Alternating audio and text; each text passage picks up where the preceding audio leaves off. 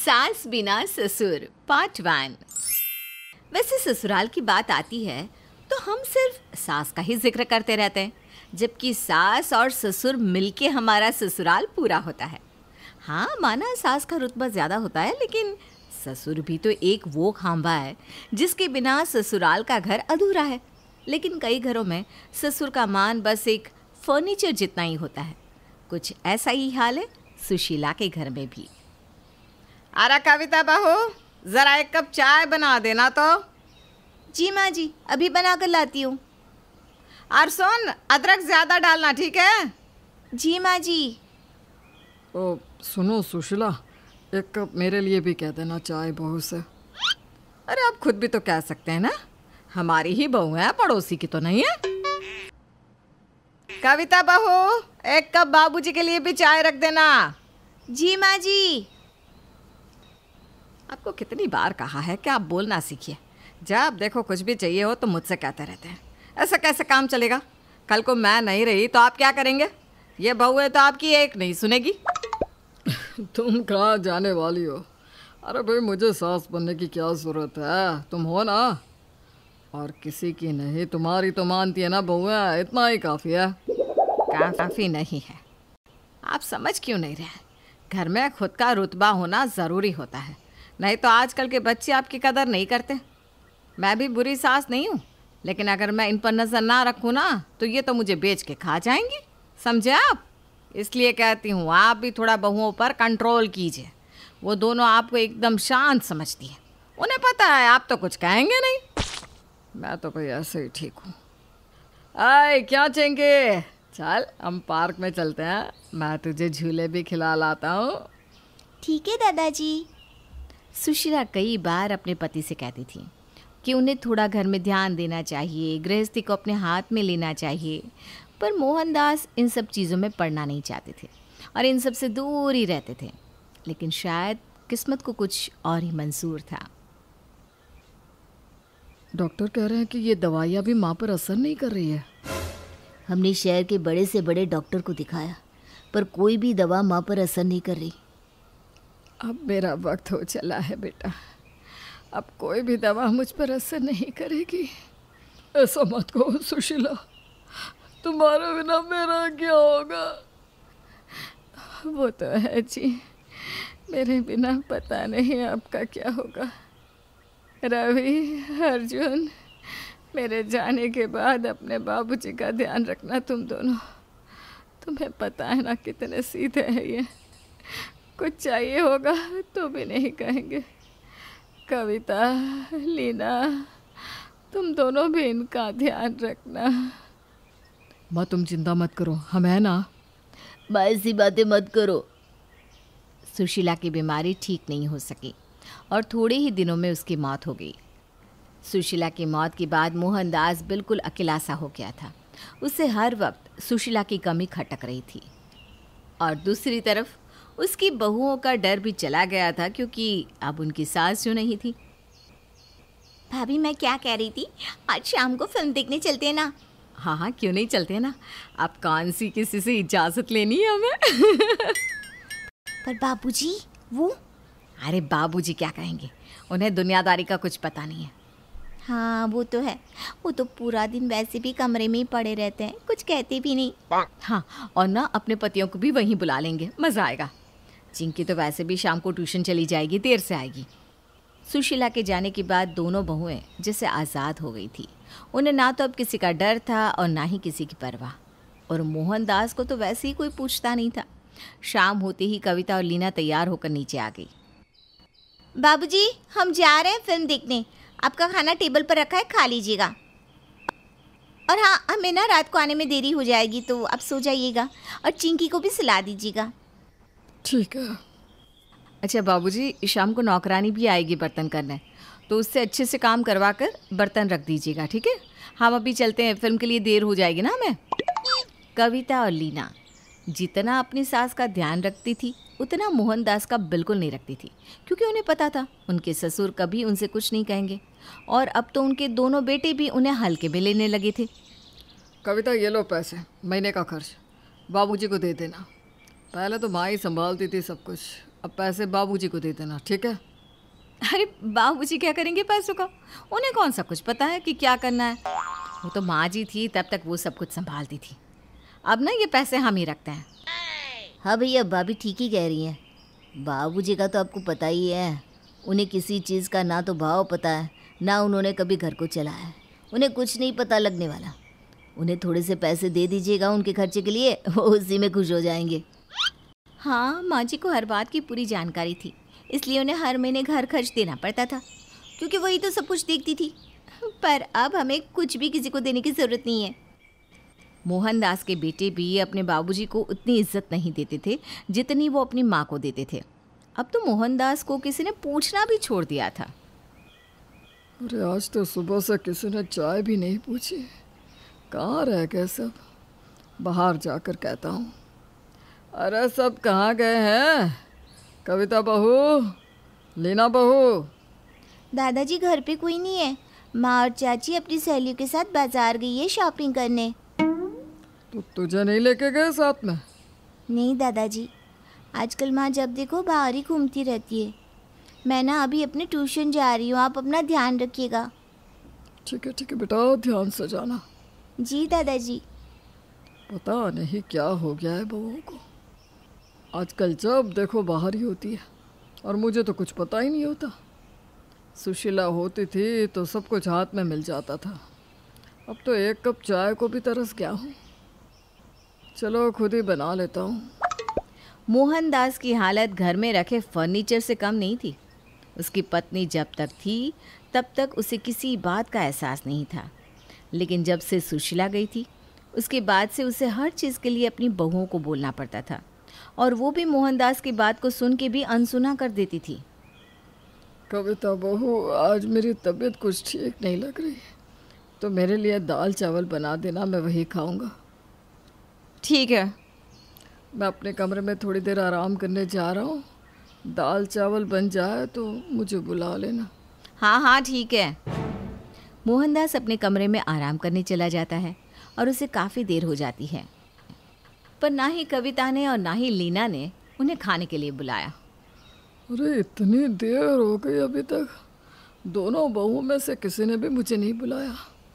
मैं ही बाहर जाकर देख लेता हूँ। ये कविता बहू तो फ़ोन पे लगी हुई है और अभी तक उसने दाल चावल भी नहीं बनाया। मैंने कहा था मुझे आज दाल चावल खाना है।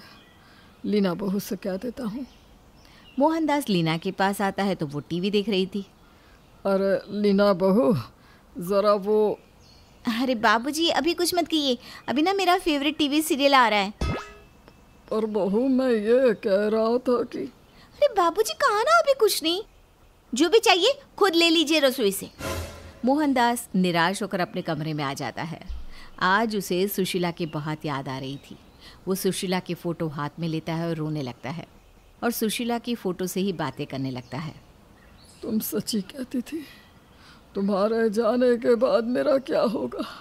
अब देख लो मेरा क्या हाल हो रहा है। जब तक तुम थी तब तक मुझे कभी एहसास ही नहीं हुआ कि मुझे किसी चीज़ की ज़रूरत है, क्योंकि तुम बिना कहे समझ जाती थी। पर अब मैं अकेला और लाचार हो गया हूँ सुशीला। काश मैंने तुम्हारी बात मान ली होती और गृहस्थी पर थोड़ा ध्यान दिया होता, तो आज हमारे बेटे और बहू मेरी भी उतनी ही परवाह करते। काश तुमसे पहले मैं चला जाता इस दुनिया से। मोहनदास अपने कमरे में आकर आंसू बहाता है, लेकिन अब उसके आंसू पोंछने वाला कोई नहीं था।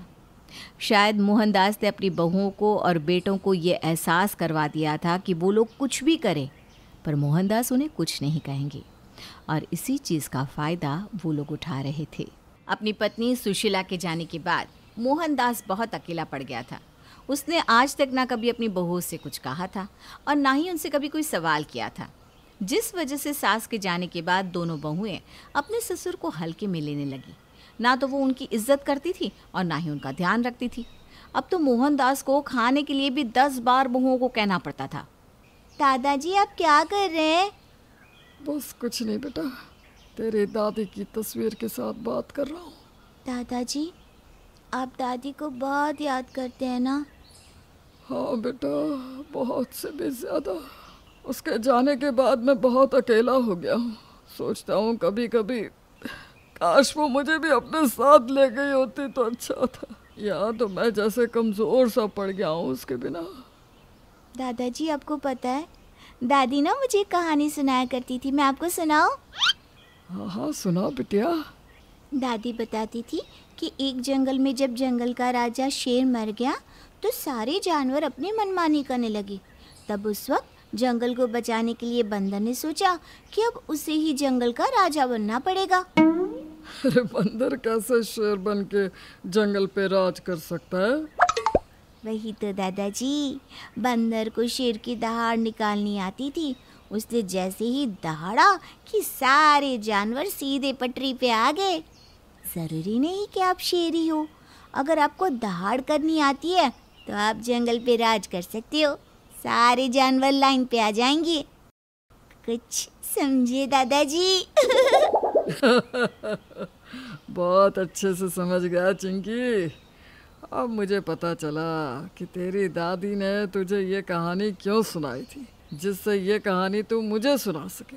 तो दादाजी, अब वक्त आ गया है कि आप जंगल को संभाल लें और अपनी दहाड़ सबको दिखाएं, जिससे आपसे ना डरने वाले भी आपकी दहाड़ को सुने और उन्हें पता चल जाए कि अब राजा वापस आ गया है।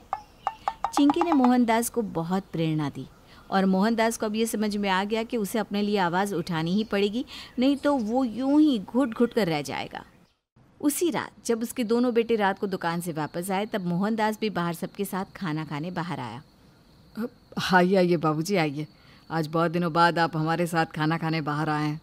हाँ, मैंने सोचा तुम दोनों के साथ खाना भी खा लूँ और घर खर्च भी ले लूँ और पूछ भी लूँ कि दुकान कैसी चल रही है। अरे बाबूजी, आप क्या करेंगे दुकान के बारे में जान के?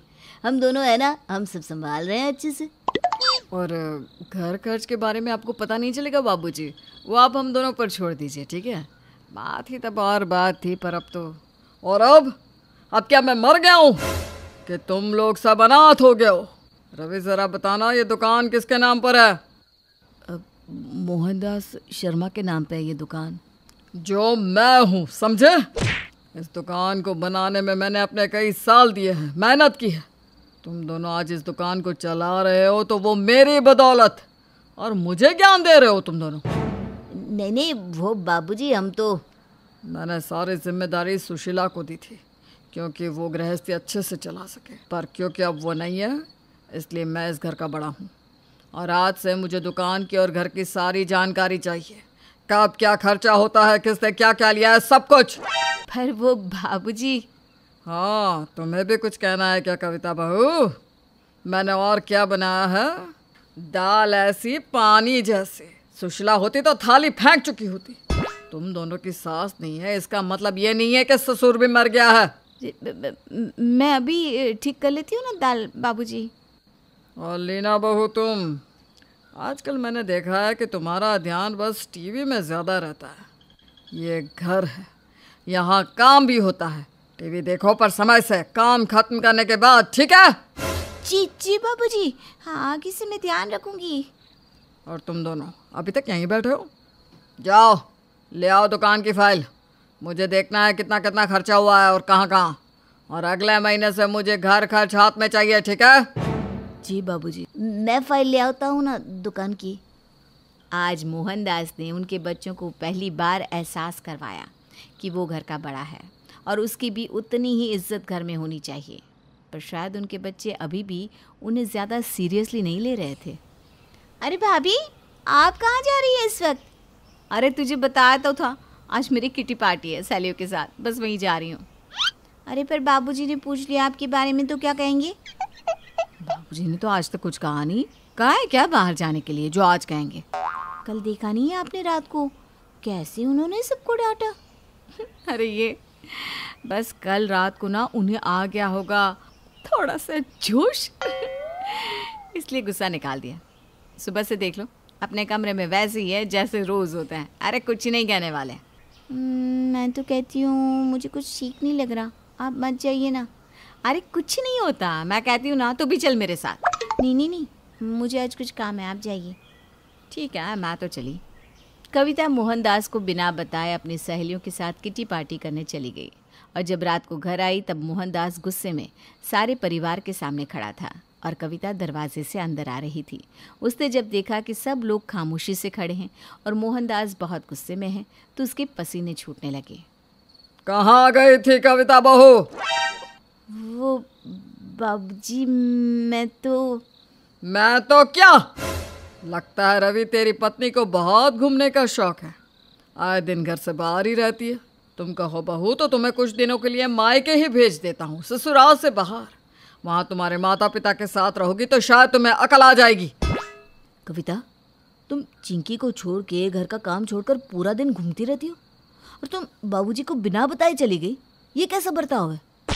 मैंने आज तक तुम दोनों से कुछ नहीं कहा क्योंकि मुझे लगता था कि सुशीला तुम दोनों के साथ ज़्यादा सख्त है तो मैं थोड़ा सा शांत रहता हूँ। लेकिन तुम लोगों ने तो मुझे हल्के में ले लिया। तुम्हें लगता है कि बाबूजी को क्या बताना, उनसे क्या पूछना, उन्हें तो किसी बात का पता नहीं चलता है ना? यही सोचते हो ना तुम सब? नहीं बाबूजी, वो अब एक बात सब लोग कान खोल के सुन लो, आज के बाद कोई भी कहीं भी मुझसे बिना पूछे नहीं जाएगा। जो भी कुछ होगा मुझसे पूछ कर होगा। ये घर मैंने अपनी मेहनत से बनाया है। सुशीला और मैंने इस घर को, इस परिवार को बनाने में बहुत मेहनत और पसीना बहाया है और तुम लोग उसके जाने के बाद जैसे मर्जी आए वैसा बर्ताव करने लगे। तुम लोगों को क्या लगता है मुझे कुछ समझ में नहीं आता? मुझे माफ़ कर दीजिए बाबूजी, आज के बाद मुझसे ऐसी गलती कभी नहीं होगी। मैं होने ही नहीं दूंगा अब ऐसी गलतियां दोबारा। अब ये समझ लो कि तुम्हारी सास वापस आ गई है। जी बाबूजी, हम समझ गए। हमसे आज तक जो भी गलतियाँ हुई हैं उनके लिए हमें माफ़ कर दीजिए। हाँ बाबूजी, हम सब बहुत शर्मिंदा है सच में। आज के बाद इस घर में वही होगा बाबूजी जैसा आप चाहेंगे, हम आपसे वादा करते हैं। हाँ बाबूजी, मुझे भी माफ़ कर दीजिए। ठीक है, अब सब लोग जाओ अपने अपने कमरे में, बहुत रात हो गई है। मोहनदास के इस कदम के बाद उसके बेटे और बहू सब लोग सीधे हो गए। अब वो कुछ भी करने से पहले मोहनदास की सलाह लिया करते थे। बाबूजी ये लीजिए, चाय अदरक वाली है। अच्छी है। बाबूजी वो मैं आज अपने मायके जा सकती हूँ? शाम तक लौट आऊँगी पक्का। ठीक है, रवि को भी बता देना।